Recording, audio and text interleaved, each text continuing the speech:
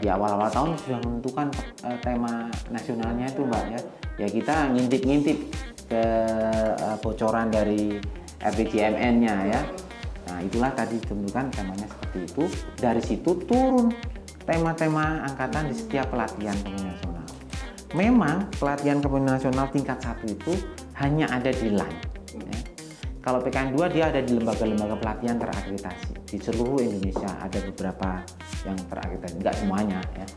Nah, yang PKN tingkat 1 yang khusus di LAN ini temanya itu agak unik. Kenapa? Karena tema angkatan kalau di PKN 2 itu ditentukan oleh lembaga pelatihannya, tapi kalau di PKN tingkat 1 itu dibahas oleh pesertanya.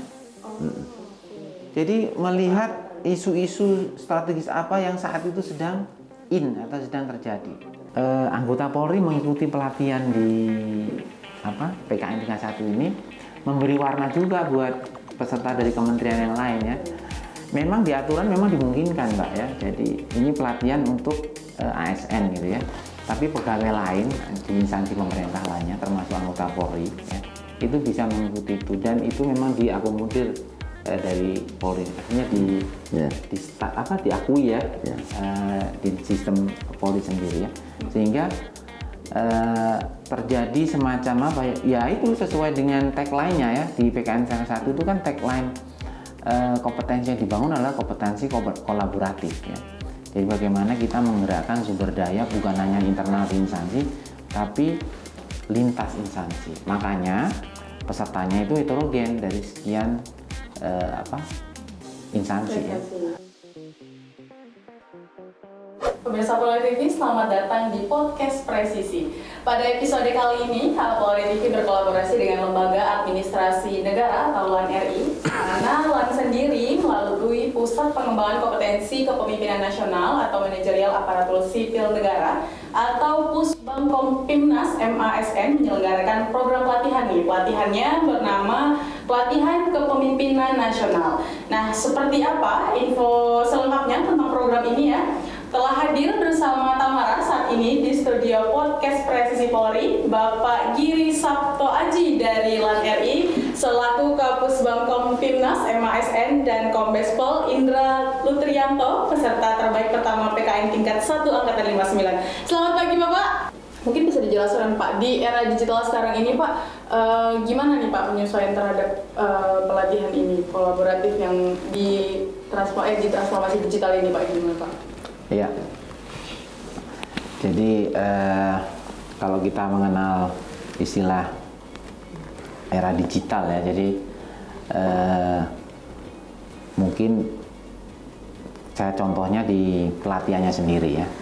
Jadi sebenarnya ini sudah dirintis dari lama ya, cuman memang perubahan mindset itu memang perlu waktu ya. Dulu sejak tahun 2018 itu ya, saya masih ingat banget. Jadi kurang lebih hampir 7 tahun yang lalu. Sebenarnya sejak tahun 2016 sudah dirintis, cuman diberlakukannya mulai tahun 2018 itu ya. Peserta dalam melakukan proses pembelajaran itu materinya sudah tidak ada lagi namanya kertas. Kalau dulu mau belajar, mana diktatnya mana, paparannya mana, nggak pakai lagi itu ya. Tapi semuanya udah disimpan di dalam namanya LMS gitu ya, Learning Management System. Jadi nanti Pak Indra mungkin bisa mengalami itu ya. Jadi dibuka di situ ya, semuanya itu paperless ya. Termasuk ketika melakukan seminar gagasannya tadi dia, seminar yang pertama maupun yang kedua, yang setelah dia mengimplementasikan dia akan seminar lagi. Di situ sudah tidak lagi menggunakan laporannya itu sudah nggak menggunakan kertas lagi, semuanya serba di digitalize ya, semuanya di situ. Cuman memang ada beberapa perlu waktu ya. Tahun 2018 ada yang nyerahkan kertas masih gitu ya, tapi ada yang juga enggak, namanya juga transisi ya. Tapi sekarang pure udah nggak ada lagi namanya menggunakan semuanya menggunakan digital. Jadi peserta itu mau nggak mau ya harus seperti itu. Awal-awal dia kan contoh mengetik gitu ya, kemudian men-convert bentuk file ke file yang satu, kan nggak semua peserta bisa itu ya. Tapi kalau dipaksa ternyata bisa ya. Jadi memang kadang-kadang memang harus dipaksa di awal-awal ya. Terpaksa ya Pak. Kalau orang Islam itu Allahumma paksakan ya. Setelah itu ternyata bisa kok, ternyata bisa gitu ya. Dan itu mungkin menginspire ya peserta ya, menginspire ya. Dulu pernah booming tahun 2019, 2020 booming. Semua pelatihan, semua produk pelatihan kepemimpinan nasional sifatnya aplikasi semua, gitu ya. Apapun itu ya.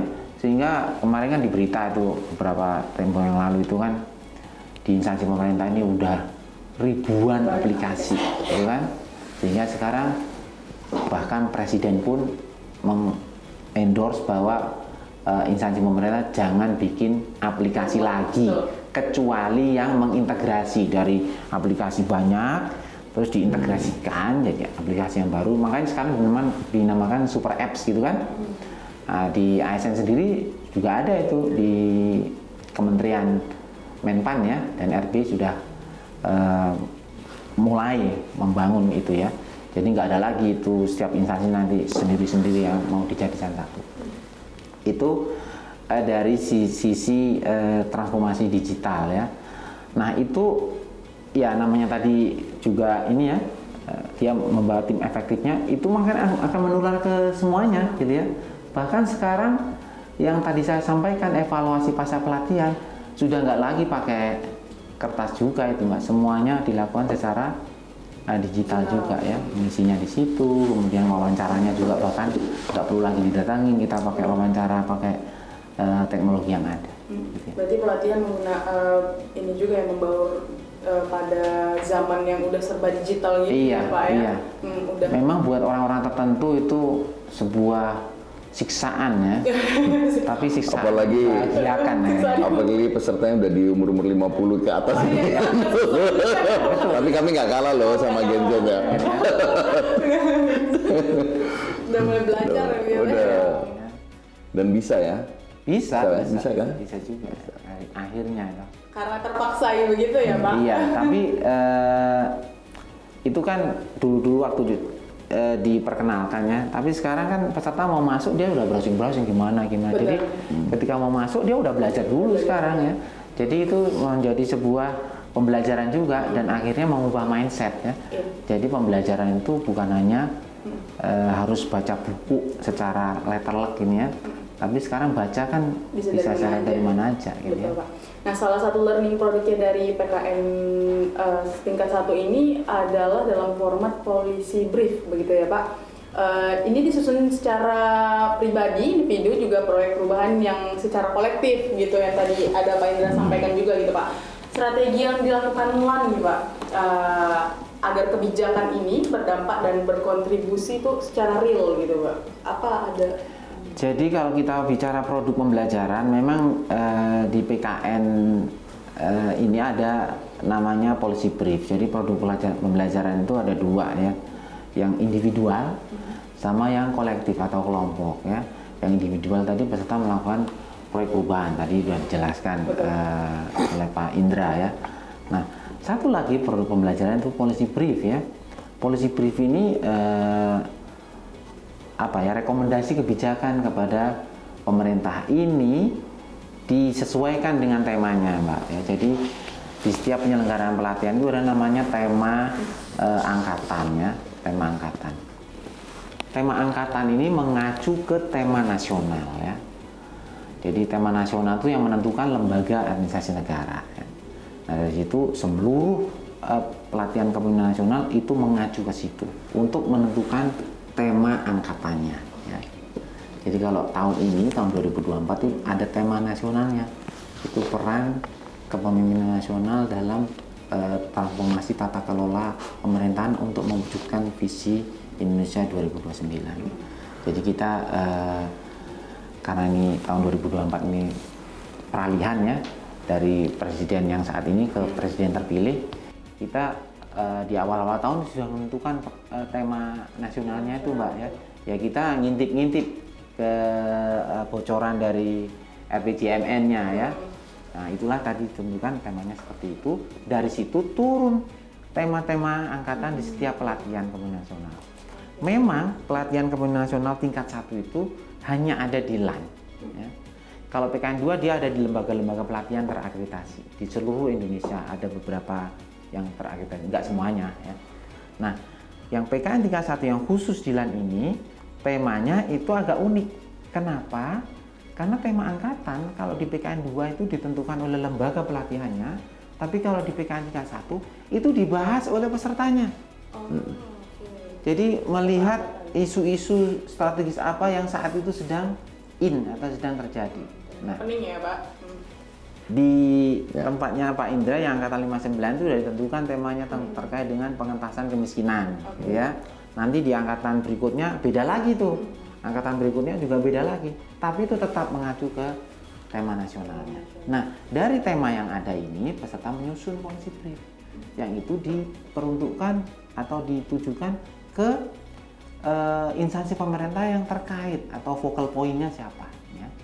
Kalau kemarin kan pengentasan kemiskinan focal point-nya di Kementerian Desa ya. Kemudian desa. Desa ya gitu ya.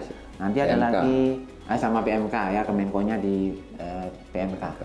Satu lagi nanti di angkatan berikutnya ini yang saat ini saya yang ingat itu angkatan 61 terkait dengan pertumbuhan ekonomi yang tinggi ya. Nanti kita akan search kementerian mana yang kira-kira terkait dengan itu. Nah, itu disampaikan dan diseminarkan, Mbak ya. Dalam beberapa kasus tertentu itu sampai ke wakil presiden juga ya. Diserahkan itu policy brief bahwa ini sumbangan dari peserta. Seperti itu. Anggota Polri mengikuti pelatihan di PKN tingkat 1 ini memberi warna juga buat peserta dari kementerian yang lain ya. Memang di aturan memang dimungkinkan Mbak ya. Jadi ini pelatihan untuk ASN gitu ya.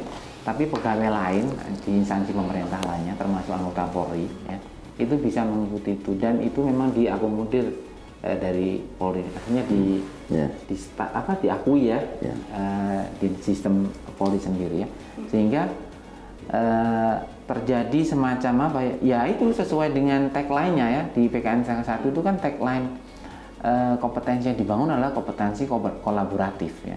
Jadi bagaimana kita menggerakkan sumber daya bukan hanya internal di instansi tapi lintas instansi. Makanya pesertanya itu heterogen dari sekian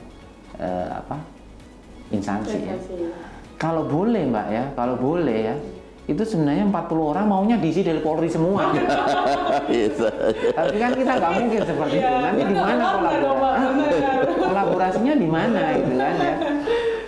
Jadi kita melibatkan ya harusnya ini kan polisi ini masuk, bukan ini yang kementerian masuk. Jadi kementerian ini beberapa kementerian tadi sudah disebutkan oleh Pak Indra ya untuk angkatan 59 ya. Dari kementerian tingkat pusat ya maupun pemerintah daerah ya. Memang di Pemda untuk PKN 1 itu levelnya hanya sampai di provinsi. Ya, nggak sampai di kabupaten ya. Karena eselon 1 di daerah itu cuma 1 di provinsi aja ya. Jadi memang peruntukannya buat mereka. Jadi kebanyakan yang dari daerah itu mereka seleksi dulu ya, karena memang belum menduduki toh. Nah, jadi diharapkan dengan adanya bermacam-macam lintas instansi ini terjadi sinergi kolaborasi yang bagus. Oke Pak Giri sama Pak Indra, Pak udah cukup mendalam nih ya tentang pelatihan. Tapi saya bakalan ngobrol lagi sama Bapak, kita butuh jeda beri sebentar ya Pak. Nanti akan kita lanjutkan kembali. Pemirsa tetaplah bersama kami di podcast Presisi.